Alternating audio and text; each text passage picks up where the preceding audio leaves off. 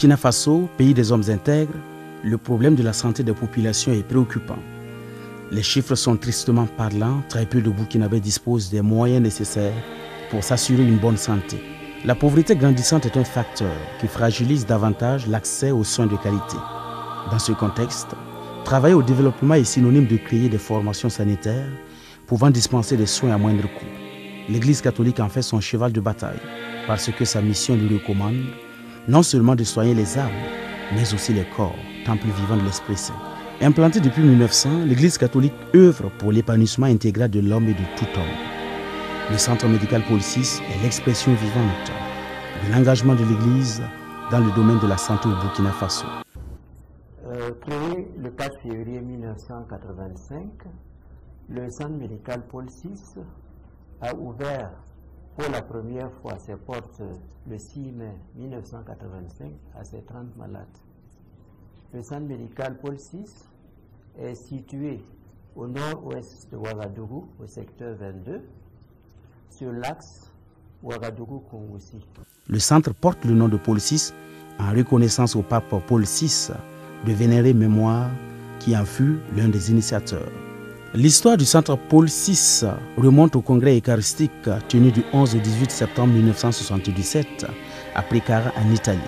À la suite de cette rencontre historique, une enveloppe financière de 643 760 664 livres fut offerte le 28 avril 1978 à son éminence le cardinal Paul Zongrana, alors archevêque de Ouagadougou, par sa sainteté le pape Paul VI, en vue de la création d'une formation sanitaire au Burkina Faso. Ce don a été le résultat d'une collecte organisée par 301 diocèses d'Italie. Ouagadougou, la capitale de la Haute-Volta d'alors, parce que géographiquement accessible, fut choisie pour accueillir cette structure de renommée sous-régionale.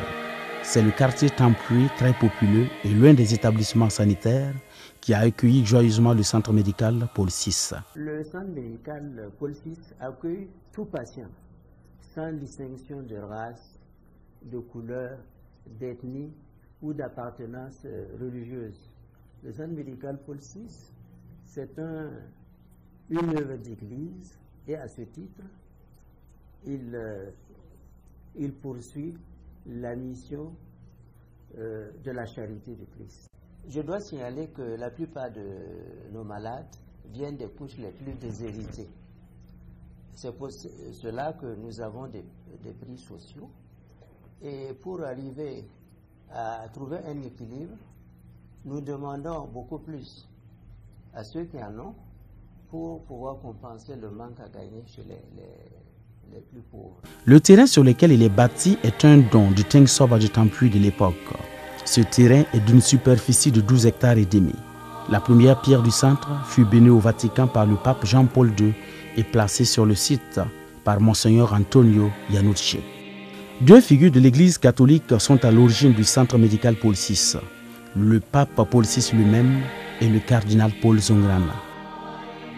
Né le 23 septembre 1897, Jean-Baptiste Montini, devenu le pape Paul VI, est ordonné prêtre le 29 mai 1920 au compte de son diocèse Brescia. Fait archevêque de Milan par sa sainteté le pape Pie XII en août 1954, Montini fut élevé au rang du cardinalat par le pape Jean XXIII le 15 décembre 1958. Il fut élu pape le 21 juin 1963 et prit le nom de Paul VI. Il adopta la devise In nomine Domini, au nom du Seigneur.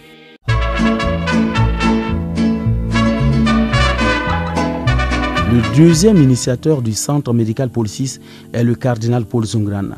Né le 3 septembre 1917 à Ouagadougou, il est ordonné prêtre le 2 mai 1942 et nommé évêque par le pape Jean XXIII sous la devise In Christo et in Ecclesia, dans le Christ et dans l'Église. Il fut élevé à la dignité cardinaliste au consistoire du 22 février 1965 par le pape Paul VI. Le projet, désormais béni, pouvait prendre son envol. L'archevêque de Ouagadougou mit en place un comité pour le piloter. Présidé par le cardinal lui-même, ce comité se réunissait ponctuellement pour résoudre les problèmes de l'heure. Très vite, un conseil d'administration est créé pour une meilleure organisation et gestion du centre. Après 7 ans de fonctionnement, Le centre est entièrement remis entre les mains des laïcs par le cardinal Paul Zungrana et le 15 juin 1982, le premier directeur général est nommé en la personne du docteur Étienne Kabouré.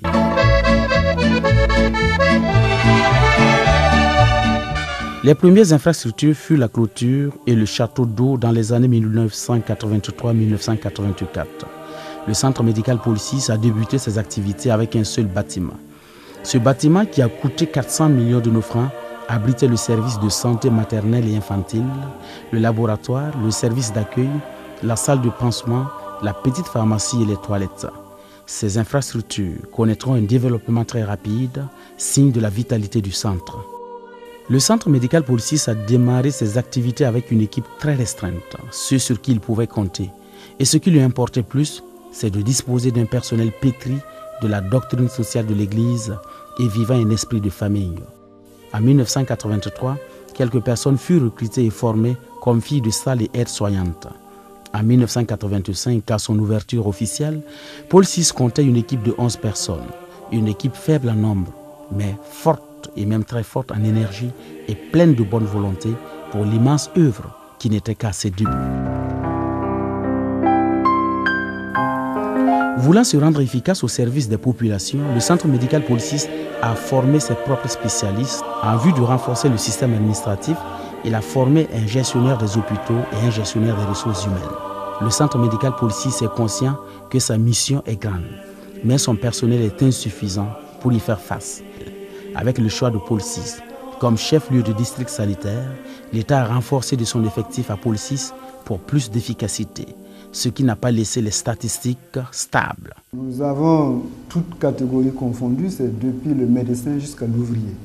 Nous avons des médecins, nous avons des sages-femmes d'État, des infirmiers d'État, des attachés de santé, nous avons aussi des accoucheuses auxiliaires, des agents itinérants de santé, des filles de salle et garçons de salle, et nous avons des ouvriers, des gardiens, des chauffeurs. Nous avons les permanents. Ensuite, nous avons les contractuels et nous avons des prestataires.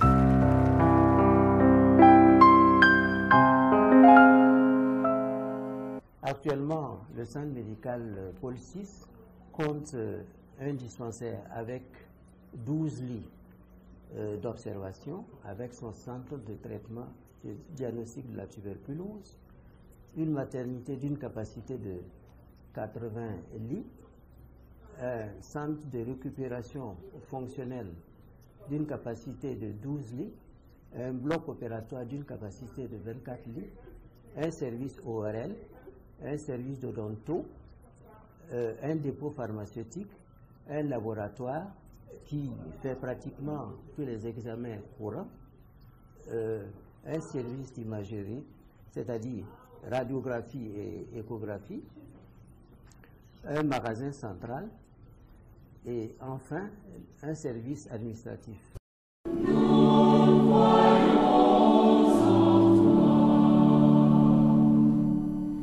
Béni le 4 mai 1985 par son éminence le cardinal Paul Zungrana en présence du représentant du ministre de la Santé de l'époque, le service des urgences médicales assure toutes les consultations externes de tous les malades, enfants comme adultes. Depuis le 6 juillet 1998, il abrite en son sein le centre de diagnostic et de traitement des tuberculeux et dispose de 10 lits d'observation. Le service des urgences médicales fonctionne en service continu, avec un service de garde de nuit. Il reçoit en moyenne 300 malades par jour. Nous avons beaucoup plus de cas de paludisme, avec la période depuis septembre jusqu'à maintenant, octobre, novembre. Et il y a aussi d'autres pathologies comme la fièvre typhoïde qui est là. Et un peu avec le problème du 1er septembre 2009, nous avons été submergés et nous recevons presque tous les cas. Chaque malade, chaque patient est confronté à son ordonnance. Donc si, en tout cas au niveau du centre, on pouvait avoir quelques molécules, ne serait-ce que au cours de nos gardes, pour qu'on puisse quand même parer aux plus urgents, c'est-à-dire ceux-là qui n'ont pas en tout cas la possibilité de pouvoir honorer leurs ordonnances sur place, que nous puissions quand même leur apporter le minimum de soins en attendant qu'ils puissent quand même honorer leurs ordonnances.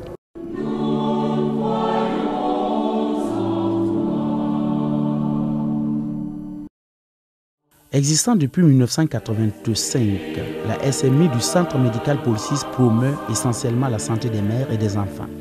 Il assure les consultations prénatales et postnatales et infantiles de 0 à 5 ans, les soins médicaux, les vaccinations des enfants de 0 à 5 ans, celles des femmes enceintes et en âge de procréer de 15 à 49 ans. C'est un service qui offre des consultations en prénatal, c'est-à-dire les femmes enceintes qui viennent pour le suivi de la grossesse pendant toute la période de la grossesse. Et nous avons aussi des services en planification familiale. Bon, mais ici, nous utilisons essentiellement, surtout, la méthode naturelle, la méthode de Collier et la méthode Mann, parce que c'est un centre religieux catholique qui met en valeur les méthodes naturelles. Et c'est en cette optique-là que la méthode naturelle a été valorisée. La méthode naturelle, c'est quoi? C'est apprendre à la femme en fait, à connaître son cycle menstruel et à pouvoir faire la part des choses, à identifier les périodes dangereuses et les périodes qui ne sont pas fécondes. Sur le plan technique et professionnel, bon, le centre est là pour nous accompagner. Bon, quand nous avons des petites difficultés, on court vers eux pour qu'ils puissent parer à ça. Mais pour ce qui concerne les femmes, et nous avons la pauvreté qui quand même se fait sentir. Je dis cela parce que quand les femmes viennent en consultation, souvent nous avons des ordonnances. Parce que c'est vrai que la grossesse est un état normal, ce n'est pas un état pathologique, c'est physiologique. Mais il y a des femmes qui viennent, bon, c'est une consultation prénatale, ça veut dire un suivi qui veut éviter les complications au moment de toute la grossesse et de l'accouchement. Alors, ça nécessite quand même qu'il y ait des ordonnances qu'on délivre aux femmes pour les permettre d'acheter les médicaments qui vont les accompagner dans ce suivi régulier de la consultation prénatale. Mais avec la pauvreté que vivent les femmes, nous rencontrons des femmes qui n'arrivent pas à acheter les médicaments ou qui achètent certains et laissent d'autres. Ça nous complique un peu la tâche parce que pour un meilleur suivi du problème de santé, ça devient un peu difficile. Donc c'est ce seul problème que je vois. Bon, s'il était possible qu'on puisse appuyer les femmes et les aider à ce que ça soit plus facile à ce niveau-là, ça allait beaucoup nous soulager.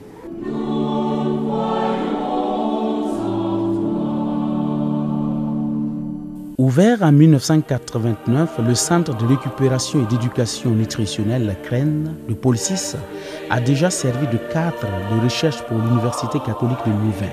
Le but de cette étude était de définir une stratégie efficace de promotion de la croissance du développement du jeune enfant en milieu africain.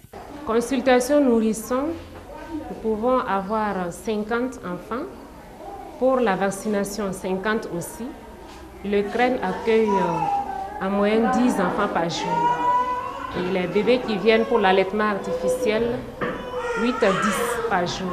Les activités du CREN sont les soins médicaux, la réalimentation, le suivi anthropologique des enfants, l'éducation nutritionnelle des mères, l'éducation sanitaire, la vaccination.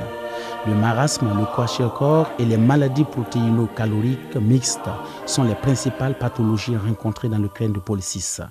Bon, les difficultés que nous vivons sont difficultés financières. Ça veut dire les mères, bon, vous savez très bien, c'est la pauvreté qui conduit à la malnutrition. Donc, celles qui arrivent ici n'ont pas assez d'argent pour se honorer les ordonnances. Donc, c'est ça le problème majeur. Elles n'arrivent pas à se présenter chaque jour à l'heure comme il se doit, si bien que si on commence avec les enfants, bon, à un moment donné, elles abandonnent. Donc, l'enfant rechute et il renvoie encore les enfants au CREN.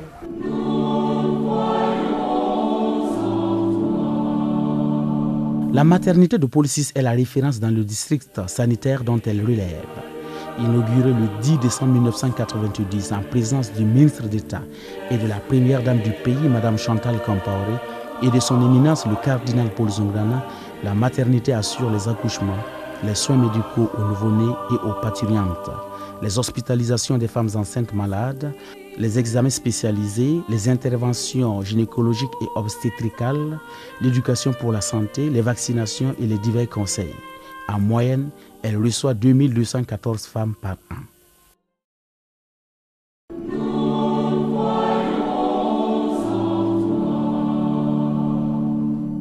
Ouvert depuis 1999, il est né grâce à l'appui en matériel du docteur Pantenius Wolfgang et au soutien de l'armée d'Allemagne.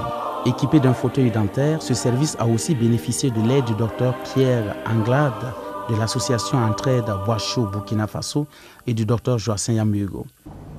C'est un service qui prend en charge toutes les affections bucco-dentaires, la dent et la bouche. Les plus fréquentes, ce sont les complications de la carie dentaire. On a les cellulites, les complications des cellulites sont les ostites, et on a également les cas de traumatisme, les coups et les blessures.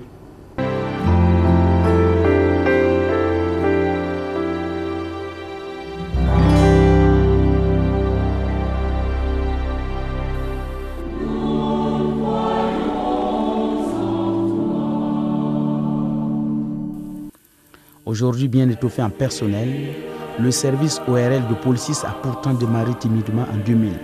Bien fréquenté, il reçoit 1472 nouvelles consultations par an. Bon, le service ORL du CMA Policis apporte beaucoup de services, surtout les quartiers environnants. Les malades n'ont plus à faire de grandes distances pour les consultations ORL. Le bloc opératoire bien fonctionnel est un soulagement pour les malades aux modestes conditions financières, grâce au soutien du docteur Thierry Coste et de la coopération de l'association Médecins sans vacances. Aujourd'hui, le bloc opératoire joue d'un souffle fort providentiel pour les malades. On enregistre 213 interventions par an. Nous faisons une chirurgie générale là, en fait. Nous avons un gynécologue qui intervient. Nous avons aussi des chirurgiens de chirurgie générale. Donc nous faisons toutes les pathologies, les prostates, les hernies, les hydrocèles, en passant par les césariennes et les interventions gynécologiques telles que les myomectomies, les hystérectomies. Nous faisons toutes chirurgies. On voyait pas mal d'enfants, pas mal de fractures négligées ou des fractures qui rient pas.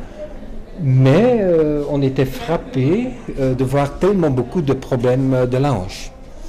Alors le médecin qui était responsable ici nous avait demandé si c'était possible peut-être de faire quelque chose pour ces patients, de traiter l'invalidité secondaire à l'arthrose de la hanche. Et puis on a essayé d'organiser une mission hanche où on emmène les prothèses, les articulations artificielles, avec le logistique, avec une toute équipe. Et on a commencé il y a 4 ans, je pense, pour la première fois. La mission était bien organisée et on a obtenu des bons résultats. Alors nous sommes demandés de revenir et maintenant on revient pour le moment chaque année. On a constaté que c'était un hôpital bien organisé avec une salle d'opération bien propre, bien équipée et avec un hôpital aussi bien organisé avec une équipe enthousiaste et puis on a continué ici. J'ai à côté de moi M. Bourema Sawargo, qui a été opéré 2 fois de suite. Il est satisfait. C'est difficile à juger de son propre travail, mais je pense qu'on a fait un beau travail. Une mission comme le nôtre, c'est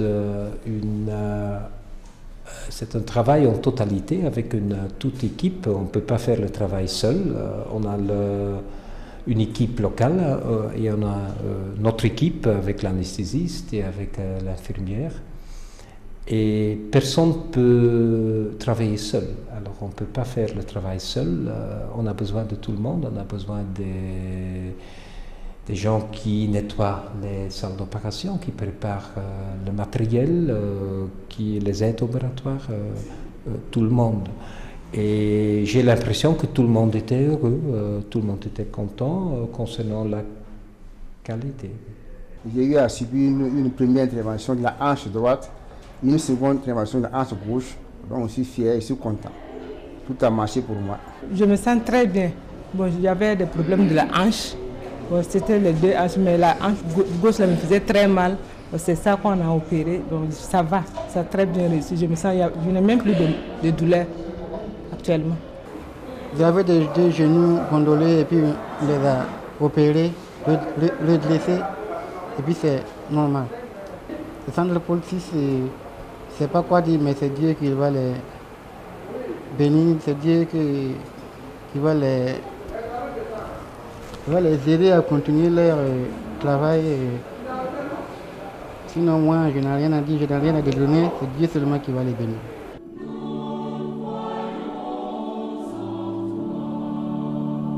Dans l'histoire de Ouagadougou, le service de la radiologie de Policis est le troisième installé dans cette ville après celui de l'hôpital universitaire Yalagodo-Ouedraogo et de celui du Centre national de lutte contre la tuberculose.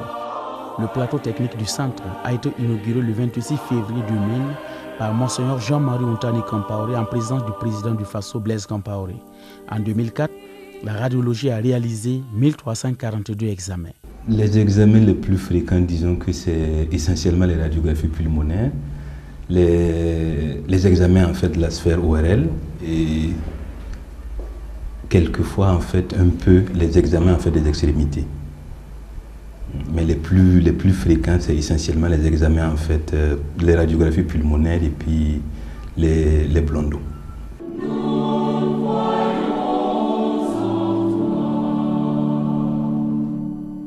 Troisième de la ville de Ouagadougou après celui de l'hôpital Yalagodo et celui du centre médical Saint-Camille, le service d'échographie a connu un développement depuis son ouverture le 1er décembre 1986 à nos jours.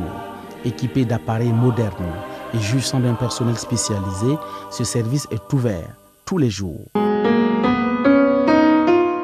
Le centre de rééducation fonctionnelle est sorti des cendres du centre des handicapés moteurs, créé en 1972 pour s'occuper des enfants déshérités atteints de la poliomyélite. Ce service a donné espoir à ceux qui étaient désespérés. On a la rhumatologie, l'orthopédie, la traumatologie, la neurologie. Et donc dans chaque pathologie, il y a les différents types de personnes qui peuvent y être, les enfants comme les adultes. Cette kinésithérapeute et un médecin rééducateur ont été formés pour soutenir l'équipe existante. Elle apporte vraiment une solution à la motricité des personnes handicapées et aussi à la correction des malformations, différentes malformations que les enfants peuvent présenter soit à la naissance ou alors les déformations acquises au cours de la vie.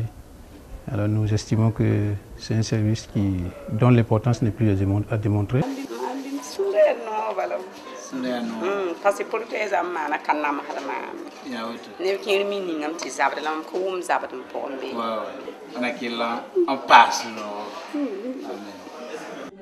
Le centre de rééducation fonctionnelle dispose de 2 antennes, une au sein de Policis et une au sein du dispensaire Jean-Louis Guarnisson en centre-ville.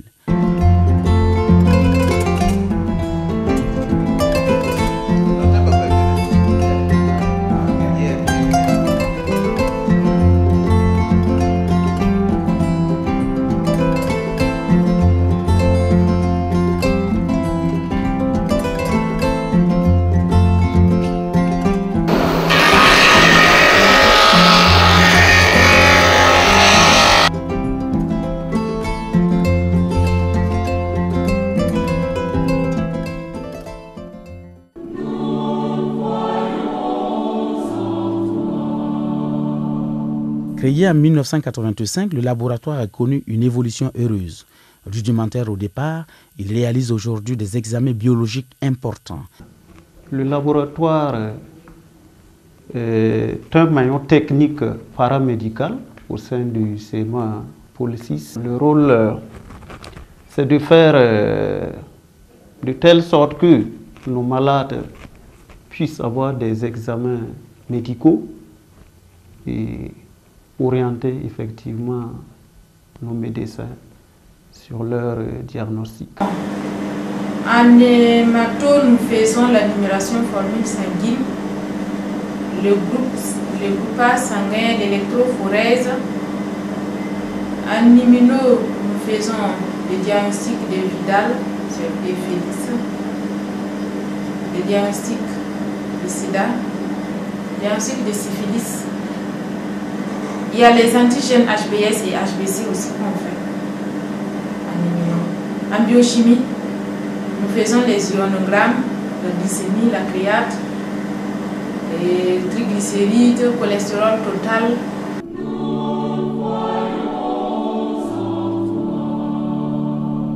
Ouvert avec l'autorisation du ministre de la Santé publique et le concours des caméliens, le dépôt pharmaceutique de Pôle 6 compte 8 agents, dont un préparateur en pharmacie. C'est un dépôt maigre, essentiellement générique, médicaments essentiellement génériques que nous disposons à nos malades qui sont sur un prix que l'État a tarifié sur cette base que nous vendons nos prix de nos produits. Son chiffre d'affaires par an est de 81 millions de francs CFA. Le dépôt pharmaceutique de Pôle 6 est le deuxième après celui de l'hôpital Yalgado. Malheureusement, des difficultés financières entraînent des ruptures de stock. Si nous avons des aides de soutien, on peut vraiment ravitailler les produits. Le centre médical Pôle 6 soigne des malades, mais il aide aussi à prévenir les maladies. Le service préventif est l'un de ses credos. C'est ainsi qu'un projet de sensibilisation des populations fut réalisé avec l'appui de Chrétiens pour le Sahel. De ce projet est née l'association Bonwe Néré pour le ramassage des ordures. Plusieurs autres projets furent initiés, dont la pisciculture et l'élevage. Mais ils n'ont pas survécu face aux pertes énormes et aux conditions naturelles moins favorables. Les difficultés que connaît Pôle 6 sont aussi nombreuses que variées.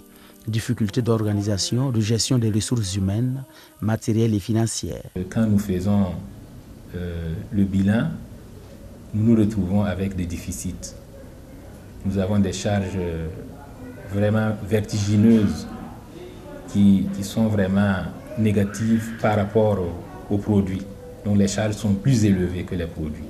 En faisant le tour, vous avez dû constater qu'il y a beaucoup de sollicitations. On a besoin de beaucoup et les ressources ne suivent pas toujours.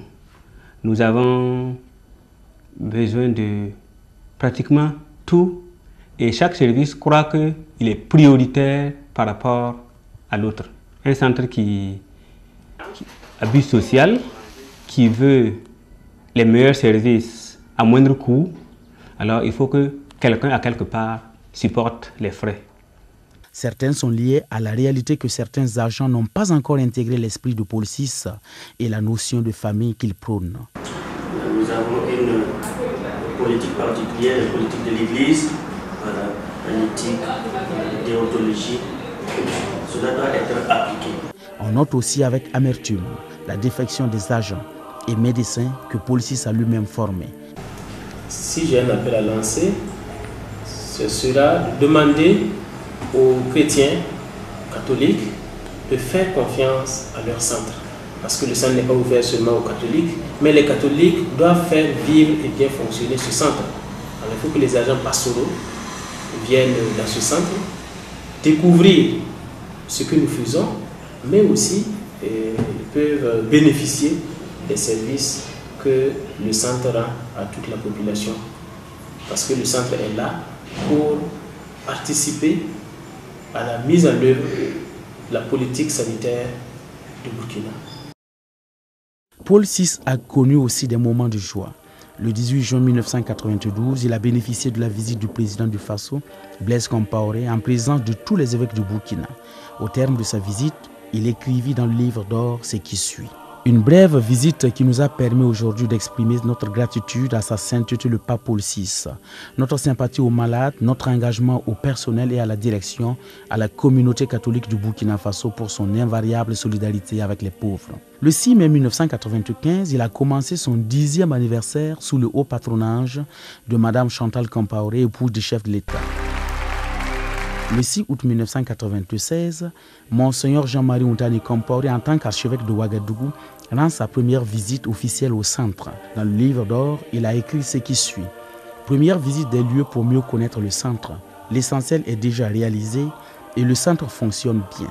J'en félicite le conseil d'administration, la direction et tout le personnel pour son dévouement et son dynamisme. Puissions-nous poursuivre ensemble nos efforts pour offrir à nos populations un centre médical accueillant et efficace.